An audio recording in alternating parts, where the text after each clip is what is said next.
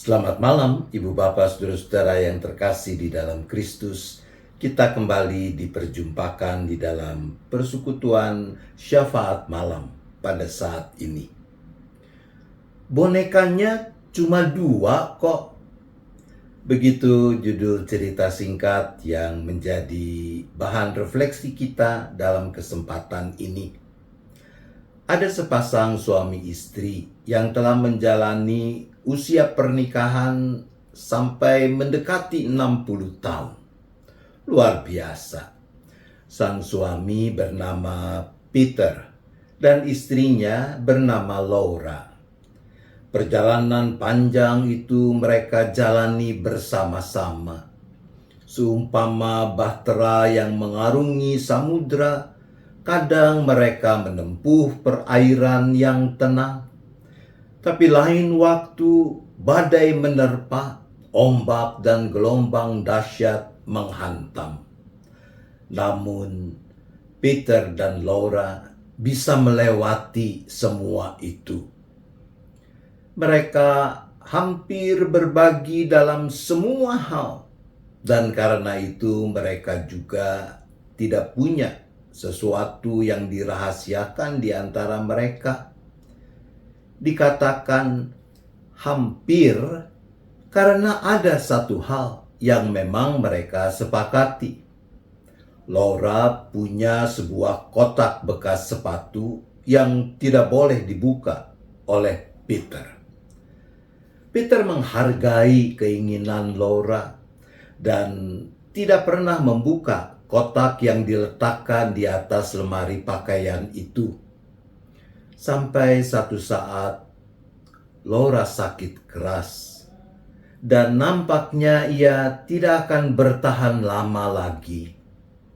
Pada saat itulah Laura meminta Peter untuk mengambil kotak sepatu yang diletakkan di atas lemari pakaian itu.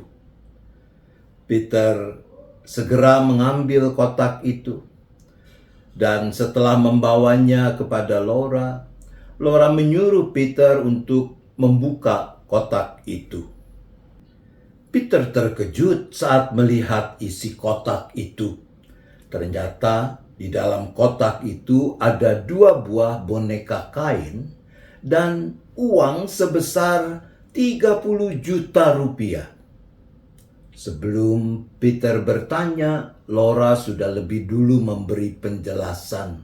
Dia berkata begini, "Dulu nenekku mengajarkan bahwa tidak baik marahan atau bertengkar dengan suami. Oleh karena itu, nenek menasehati, setiap kali aku marah, biarlah aku menyalurkan kemarahan itu dengan membuat sebuah boneka kain." Ketika mendengar hal itu, Peter menangis terharu. Dalam hatinya dia berkata, ternyata saya seorang suami yang baik. Selama hampir 60 tahun kami menikah, saya hanya membuat istri saya marah 2 kali. Buktinya cuma ada 2 boneka kain. Tapi segera ia ingat bahwa di dalam kotak itu ada uang sejumlah 30 juta rupiah. Maka Peter pun bertanya, "Lalu mengapa ada uang 30 juta rupiah di dalam kotak itu?" "Oh, itu," saut Laura dengan lembut. "Uang itu aku kumpulkan dari hasil penjualan boneka-boneka kain yang selama ini aku buat." Ternyata ada begitu banyak boneka-boneka kain yang dibuat oleh Laura. Berarti Anda bisa menangkapnya.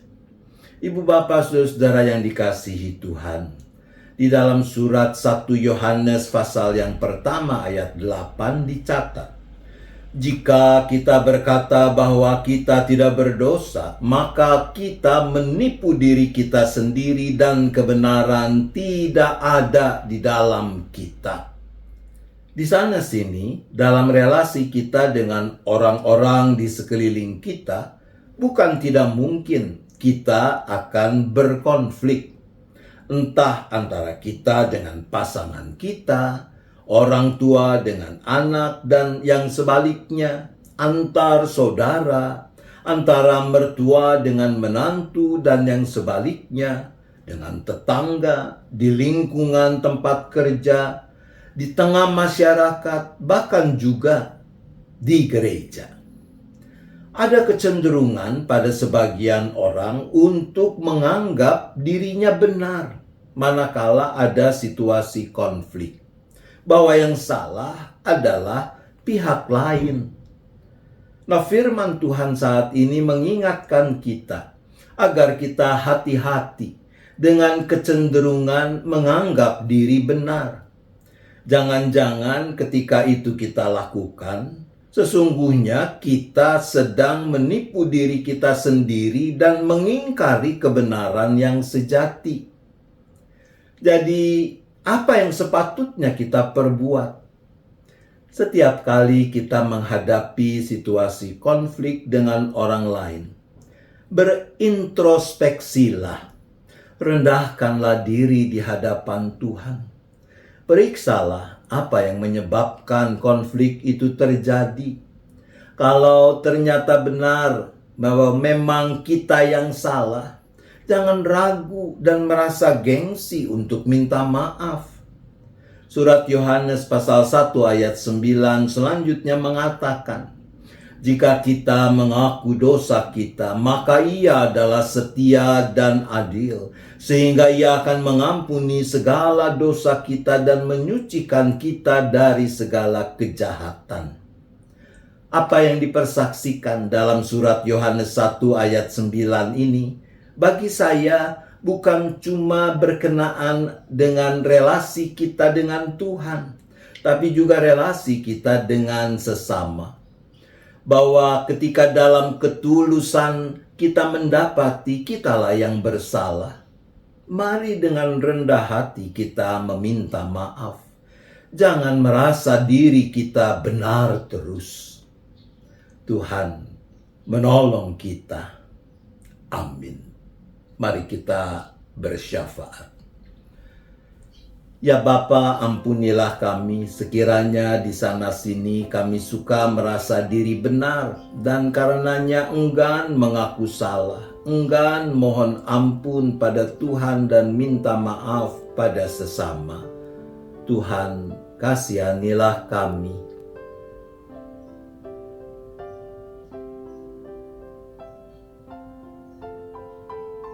Ya Bapa, tambahkanlah hikmat, kekuatan, agar kami mau terus-menerus introspeksi diri, merawat ketulusan dan kerendahan hati untuk mengakui kesalahan serta mohon pengampunan dan minta maaf. Tuhan, tolonglah kami.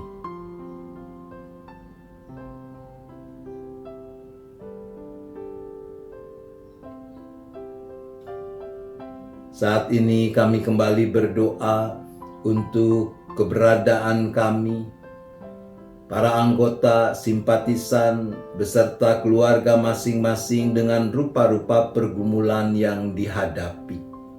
Secara khusus kami berdoa bagi mereka yang sedang bergumul dengan kelemahan tubuh, dengan sakit penyakit mereka.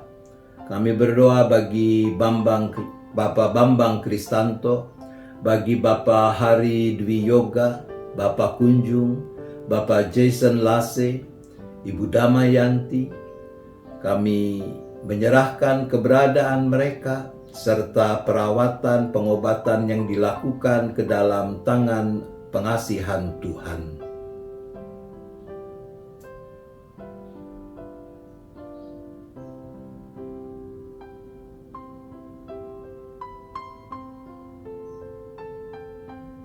Kami juga memohon kiranya Tuhan yang berkenan untuk meneguhkan iman, pengharapan, penyerahan bagi keluarga-keluarga yang mungkin sedang memikul beban karena masalah sumber penghidupan, pekerjaan, usaha, keluarga-keluarga yang sedang mengalami situasi ketidakharmonisan antar anggota keluarga, mereka yang rindu untuk bisa mendapatkan keturunan dalam hidup pernikahan mereka, dan yang sebagainya. Untuk semua itu kami berdoa.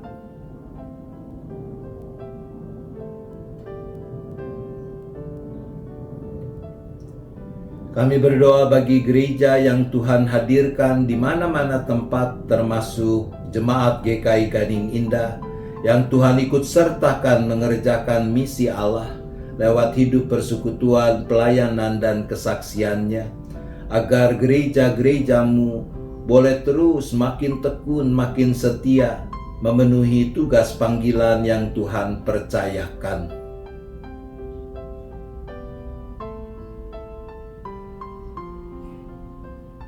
Kami berdoa khususnya untuk rangkaian kegiatan bulan musik sepanjang bulan Agustus 2023 di Jemaat GKI Gading Indah, agar melalui rangkaian bulan musik ini, jemaat juga boleh makin bertumbuh di dalam spiritualitas yang benar.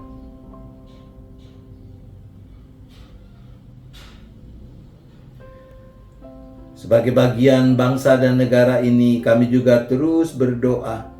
Kami memohonkan kekuatan yang dari Tuhan, agar anak-anak Tuhan di mana-mana tempat yang ada menjadi bagian bangsa ini boleh berkontribusi dengan baik, sehingga kehadirannya dirasakan sebagai berkat oleh masyarakat dan menjadi teladan untuk kemuliaan nama Tuhan.